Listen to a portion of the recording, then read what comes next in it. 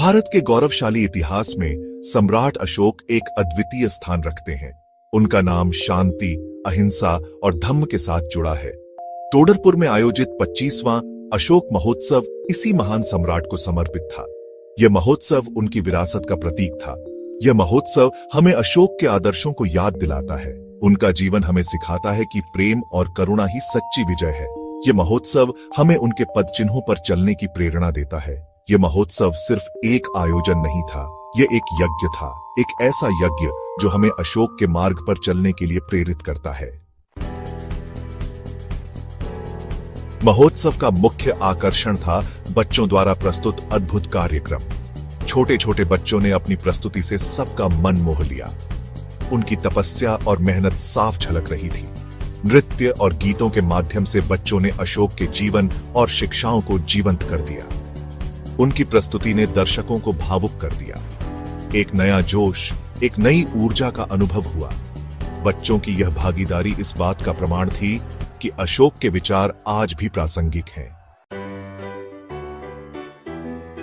महोत्सव में कई विद्वानों ने अपने विचार व्यक्त किए। डॉक्टर सच्चिदानंद मौर्य जी अशोक के जीवन पर प्रकाश डाले। उन्होंने तथागत गौतम बुद्ध और सम्राट अशोक के धम्म, शिक्षा, दर्शन और उपदेशों को अपनाने का संदेश दिया और सभी से तथागत गौतम बुद्ध एवं सम्राट अशोक के सर्वलोक कल्याणकारी कार्यों को गतिशील बनाने का आग्रह किया।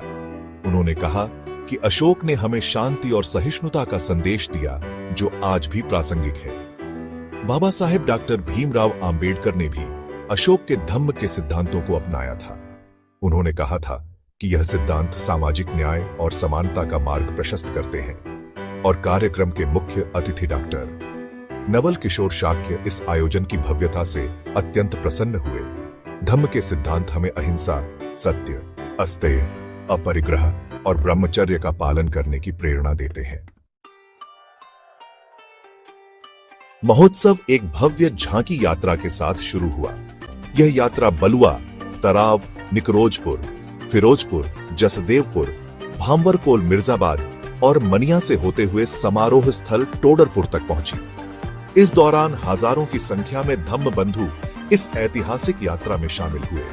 कार्यक्रम के दौरान विभिन्न वक्ताओं ने सम्राट अशोक महान के धम्म दर्शन और उनके सर्वलोक कल्याणकारी कार्यों पर प्रकाश डाला। कार्यक्रम के आरंभ में डॉक्टर रविंद्र कुमार मौर्य ने गाजीपुर के प्राचीन इतिहास को सम्राट अशोक के पूज्य स्थलों और स्तंभों से जोड़ते हुए प्रसिद्ध चीनी यात्री फाहियान की धम्म यात्रा का उल्लेख किए। यह महोत्सव सिर्फ एक आयोजन नहीं था, बल्कि यह हमारी सांस्कृतिक विरासत का प्रतीक था। इस महोत्सव ने सभी के हृदय पर एक अमिट छाप छोड़ी। यह महोत्सव हमें अशोक के आदर्शों को अपने जीवन में उतारने की प्रेरणा देता रहेगा।